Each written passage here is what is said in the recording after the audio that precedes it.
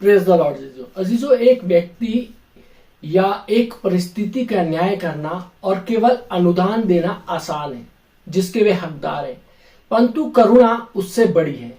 किसी के लिए किसी अपराध पर दृष्टि डालना महिमामान बात होती है। कुछ धार्मिक लोगों के लिए एक समलैंगिक व्यक्ति की ओर देखना जिसको एड्स है और सोचना कि वो इसका हकदार है आसान है, परंतु क्या इसी रीति से परमेश्वर भी उस मनुष्य को देखता है? एक प्रश्न आता है हमारे सामने। या परमेश्वर सच में उस करुणा को देखता है जो उसके पीछे क्या वजह है, क्या कारण है? जब तक मनुष्य सांस लेता है, परमेश्वर उस मनुष्य तक छुटकारा लेकर पहुंचना चाहता है और वह इसके लिए मुझे या आपको इस्तेमाल करना चाहता है। इसका ये मतलब नहीं है कि हमें दूसरे के पापों को गले लगाना है। हमें लोगों को गले लगाना चाहिए और उनको इसकी जरूरत के समय दवाई, पनाह और दया के शब्दों से उनकी सहायता करनी चाहिए, जो उन्हें परमेश्वर से आशा पाने में सक्षम बना सके। मेरे अजीजों, करुणा और तरस प्रेम के दो सुंदर गुणों में से हैं और वास्तव में इनके बिना कोई वास्तविक प्रेम नहीं होता है। क्योंकि मैं अपने प्रथम 30 वर्षों में सब कुछ स्वयं कमाने का विश्वास था, इसलिए मैं लोगों को देने में बड़ा नहीं था कि मैंने जिन बातों के लिए परिश्रम किया था, जबकि ये दिखाता था कि उन्होंने अपनी सहायता करने के लिए कुछ नहीं किया है। मेरा मानवीय प्रेम और परमेश्वर के प्रेम के बीच में अंतर को सीखना, जिसका मुझ में निवेश किया गया था, कुछ समय लिया। मेरे अजीजों, दया कमाई नहीं जा सकती या कोई उसका हकदार नहीं होता। पौलुस ने कुरिन्थियों 3 बाब और 14वीं आयत में लिखा है और उनसे कहा है कि प्रेम को पहन लो। पहन लो वाक्यांश को मैं पसंद करता हूं, जिसका अर्थ है उद्देश्य पूर्वक कुछ करना, बिना भावनाओं या कारणों पर आधारित होकर। इस छोटे से वाक्यांश के द्वारा मैंने आश्चर्यजनक जीवन के सबक सीखे। जब तक हम अपनी भावनाओं से परे जीना नहीं सीखते हैं, हम कभी भी लोगों को परमेश्वर के प्रेम से प्रेम नहीं कर पाएंगे या संसार के जरूरतमंद लोगों की सहायता नहीं कर पाएंगे। क्या आप करुणा को पहनने के लिए तैयार हैं? क्या आप प्रेम को पहनने के लिए तैयार हैं? यदि आप भावनाओं से संघर्ष करते हैं जो आपको सही कार्य करने से रोकती है, स्वयं से पूछिए, इस परिस्थिति में यीशु क्या करता? प्रेम यूं ही छोड़कर नहीं चला जाता है। मेरे अजीजों, लोगों से प्रेम करने का अर्थ ये नहीं है कि वे हमारा फायदा उठाएं। इसका ये तात्पर्य नहीं है जब वे कुछ नहीं करते हैं तो हम सब कुछ मुफ्त में प्रदान करें। बाइबल कहती है कि परमेश्वर हर एक को सुधारता और अनुशासित करता है जिनसे वे प्रेम करता है। यदि हम देखें इब्रानियों 12 बाब और उसकी 6ठी आयत में वचन कहता है, क्योंकि प्रभु जिससे प्रेम करता है उसकी ताड़ना भी करता है और जिसे पुत्र बना लेता है उसको कोड़े भी लगाता है। मेरे अजीजों, सुधारना दंड देना नहीं है, यह सही व्यवहार में प्रशिक्षित करना है। कभी कभी इस प्रशिक्षण में आशीषों को रोकना पड़ता है, परंतु जब हम उसे पुकारते हैं तो परमेश्वर हमें हमारे मूलभूत आवश्यकताओं को पूरा करता है। बाइबल कहती है कि हम हर प्रकार के परीक्षाओं का सामना कर सकते हैं और यदि हमें बुद्धि की आवश्यकता है तो परमेश्वर से मांग सकते हैं, जो दान के रूप में हमें बुद्धि देता है और वह त्रुटि रहित या बिना दोष लगाए सहायता करेगा। याकूब 1 बाब उसकी 1 से 5वीं आयत में हम देख सकते हैं। ये एक सुंदर विचार है। मेरे अजीजों, एक नशेड़ी को मैं एक नई कार खरीद के नहीं दे सकता, क्योंकि मैं जानता हूं कि संभव है कि वो नशा खरीदने के लिए कार को बेच देगा या स्कूटर को बेच देगा जो मैं उसको दिलाऊंगा, जो वाहन। परंतु मैं उसे भोजन खिला सकता हूं और नए जीवन की आशा प्रदान कर सकता हूं।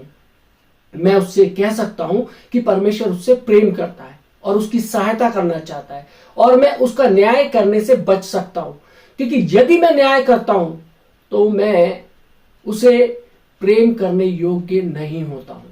मेरे अजीजों, अक्सर जब लोग हमें चोट पहुंचाते या उनके साथ रहना कठिन होता है तो हम उन्हें अपने जीवन से बाहर कर देना चाहते हैं।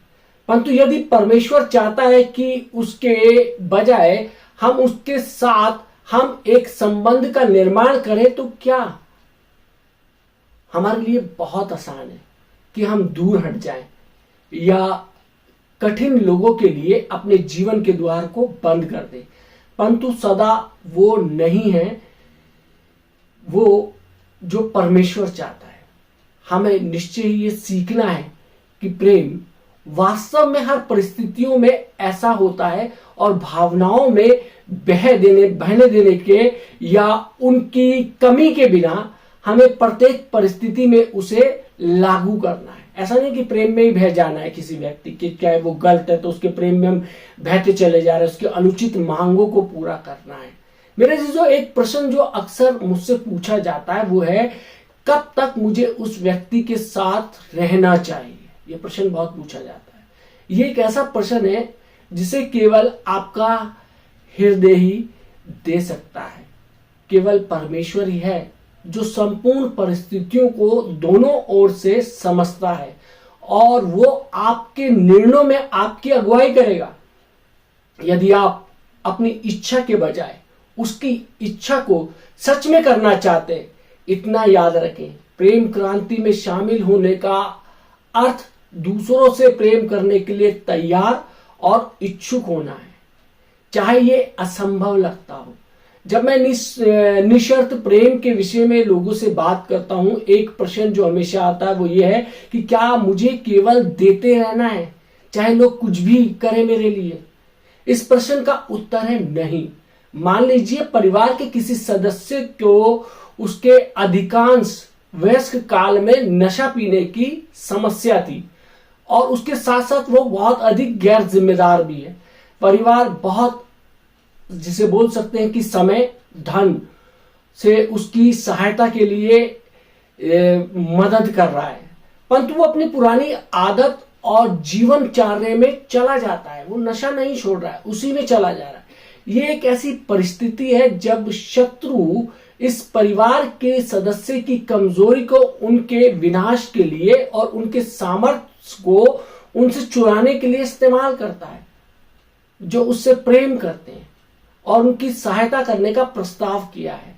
मेरे अजीजों, कभी कभी हमें इस सत्य का सामना करना है कि चाहे हम कितनी भी किसी की सहायता करना चाहते हैं, वास्तव में अक्सर वर्षों तक लगातार सहायता का प्रयास करते हैं, पश्चात उस व्यक्ति को, जो परिवार का, जिसे बोल सकते हैं कि सदस्य है, जिसकी हम सहायता कर रहे हैं। मेरे अजीजों, कभी कभी मसीहों के रूप में हम पर मसीह के प्रेम का सही रीति से अभ्यास नहीं करने का आरोप लगाया जाता है। जब परिस्थितियां इस प्रकार से उत्पन्न होती है, हम इस प्रकार की बातें सुनते हैं। आप कैसे कह सकते हैं कि लोगों से प्रेम करते हैं जब आप अपने रिश्तेदारों की सहायता नहीं करते हैं? यद्यपि ये कठिन है, परंतु अच्छी बात यह है कि दृढ़ रहना और ये कहना, यदि आप सच में अपने मुद्दों का सामना करना चाहते हैं और वास्तविक सहायता चाहते हैं तो हमें बताइए। परंतु मैं ये भी जानता हूं कि मैं लगातार उसे उस विनाशकारी पथ पर चलते रहने नहीं दे सकता हूं।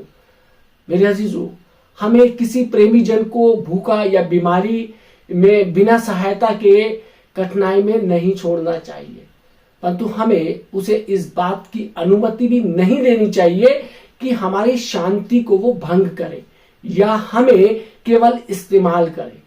लोगों से प्यार करने के लिए, जिसे बोल सकते हैं, तात्पर्य ये नहीं है कि उनके लिए वो करे जो उन्होंने स्वयं अपने लिए करना चाहिए था। जो जरूरतें थी उनकी करने की, उन्होंने नहीं करी और आपको करना चाहिए, वो आपके ऊपर दबाव डालते हैं। मेरे अजीजों, करुणा उन लोगों की सहायता करता है जो सहायता के हकदार नहीं होते, परंतु निशर्त प्रेम का उद्देश्य ये नहीं है कि लोगों को गैर जिम्मेदारन बनाए, जबकि हम उनके कर्जों को आप भुगतान करें और वो कर्ज लेकर अपने खूब मौज मस्ती करें।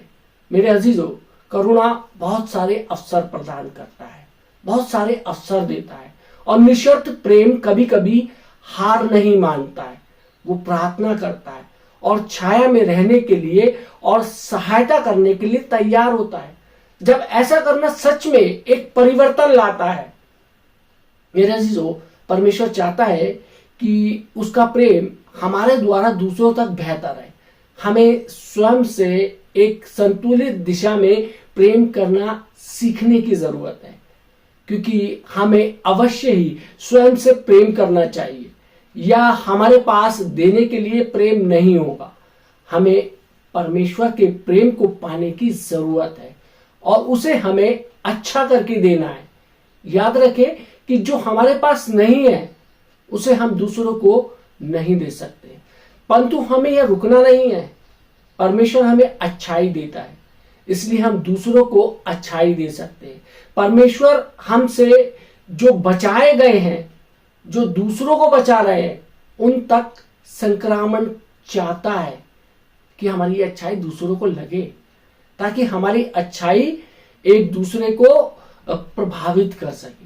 मेरे अजीजों, मानवीय प्रेम का हमेशा एक अंत होता है, परंतु धन्यवाद की बात है कि परमेश्वर के प्रेम का अंत नहीं है। परमेश्वर हमसे प्रतिज्ञा करता है कि उसका प्रेम कभी पराजित नहीं होता है। यदि हम देखें पहला कुरिन्थियों 13 बाब उसकी 6 और 7वीं आयत में लिखा है कि प्रेम कुकर्म से आनंदित नहीं होता, परंतु सत्य से आनंदित होता है। वो सब बातें सह लेता है, सब बातों की प्रति करता है, सब बातों की आशा रखता है, सब बातों में धीरज धरता है। मेरे अजीजों, क्या आप एक अच्छा हिसाब किताब रखने वाले हैं? क्या आप त्रुटियों का सही और विस्तृत हिसाब रखते हैं? मेरे अजीजों, जिसे कह सकते हैं जो आपने किया है। मेरे अजीजों, मैं उन पुराने पन्नों को देखता हूं जो मुझे आश्चर्य होता है कि सबसे बढ़कर परमेश्वर हमसे चाहता है कि हम एक दूसरे से प्रेम करें, परंतु पूर्ण क्षमा के बिना यह असंभव है। हम उन लोगों से सही रीति से प्रेम नहीं कर सकते जिनके प्रति हम क्रोधित हैं या वैमनस्य रखते हैं, क्रोध रखते हैं, गुस्सा रखते हैं। पौलुस ने कुरिन्थियों को लिखा और कहा कि प्रेम हम में परमेश्वर का प्रेम अपने अधिकार और उसके स्वयं की रीति को थोपता है, क्योंकि वे स्वयं की भलाई चाहने वाला नहीं है। वो झुंझलाता नहीं है, बुरा नहीं मानता, अप्रसन्न नहीं होता, बुरा करने पर ध्यान नहीं देता। मेरे अजीजों, यदि हम लोगों से प्रेम करना चाहते हैं तो हमें लोगों के बारे में और उनके कार्यों के बारे में जैसा सोचते हैं वैसा परमेश्वर को बदलने देना चाहिए। हम सब में बुरा सोच सकते हैं सारी बातों में, और दूसरे लोग जो कुछ कहते और करते हैं उसके प्रति सचेत रह सकते हैं, परंतु वास्तविक प्रेम हमेशा मेरे अजीजों श्रेष्ठता पर विश्वास करता है। जब हम सोचते और विश्वास करते हैं, मेरे अजीजों, ये एक चुनाव है। हमारे जीवन में बहुत सी समस्याओं की जड़ हमारे विचारों पर हमारा नियंत्रण न होना या अनुशासन नहीं होना है। अपने विचारों को अनुशासित नहीं करने का चुनाव नहीं करने के द्वारा मेरे अजीजों आता है। मेरे अजीजों, जिसे कह सकते हैं कि जिन विचारों को सोचने के लिए वो सोचते हैं वो परमेश्वर के प्रति अपराध थे। जब हम श्रेष्ठता पर विश्वास करने का चुनाव करते हैं तब हम अच्छे संबंधों के लिए नुकसानदायक हर बात को जाने देने के योग्य होते हैं। मैं अनुभव से जानता हूं कि अपराधों का मन में हिसाब किताब रखना स्वयं, जिसे बोल सकते हैं कि स्वयं के जीवन को जहरीला बनाता है और सच में दूसरे व्यक्ति को बदलता नहीं है। बहुत बार हम किसी व्यक्ति पर क्रोधित रहकर एक दिन बर्बाद कर देते हैं, जो ये भी नहीं महसूस करते कि उन्हें कुछ ऐसा किया है जिन्हें हमें परेशान किया है, जिन्होंने हमें, वे अपने जिसे बोल सकते हैं कि दिन का आनंद उठाते हैं और हम अपने दिन को बेकार कर देते हैं। पूरे दिन ऐसे लोगों के ऊपर क्रोधित रहते हैं, लेकिन उनको कोई असर ही नहीं होता। यदि हम हिसाब किताब रखने जा रहे हैं, तब क्यों ना हम उन अच्छी बातों का हिसाब किताब रखें जो लोग कहते हैं या करते हैं, ना कि गलतियों का जो वो करते हैं। हम वास्तव में अपने क्रोध, बुरे मिजाज, क्षमा न करने, कड़वाहट, झगड़े और विवाद के द्वारा पवित्र आत्मा को शोकित कर सकते हैं। बाइबल हमसे बुरी इच्छा, द्वेष और किसी भी प्रकार की नीचता को निकाल देने का अनुरोध करता है। यह सोचना मुझे उदास करता है कि मैं पवित्र आत्मा को उदास कर सकता हूं।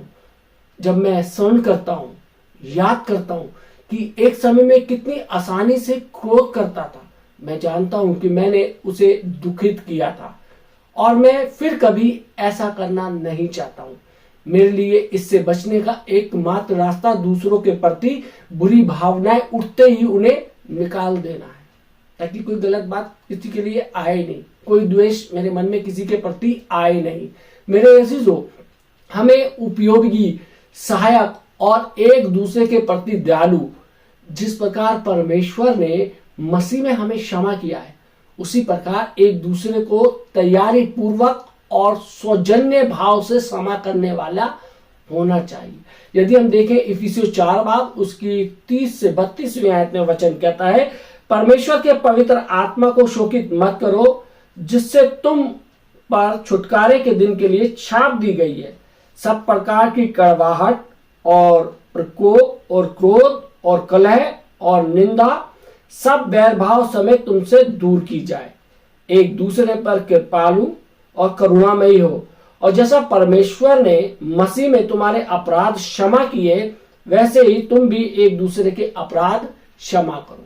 मेरे अजीजों, हमारा क्रोध पवित्र आत्मा को उदास केवल इसलिए नहीं करता क्योंकि परमेश्वर चाहता है कि हम एक दूसरे से प्रेम करें, क्योंकि वो जानता है कि यह हमें किस प्रकार नकारात्मक रूप से प्रभावित करता है, और वो चाहता है कि हम एक स्वतंत्रता के साथ जीवन का आनंद उठाएं। हमें परमेश्वर के नक्शे कदम पे चलने वाला और उसके उदाहरण को प्रस्तुत करने वाला होना चाहिए। वे क्रोध करने में धीमा, करुणा से भरा हुआ और क्षमा करने में जल्दबाज है। हमारा क्रोध उसकी धार्मिकता के आगे नहीं बढ़ाता है, उसकी धार्मिकता को हमारा क्रोध नहीं आगे बढ़ा सकता। जीने के लिए परमेश्वर ने हमें बुलाया है।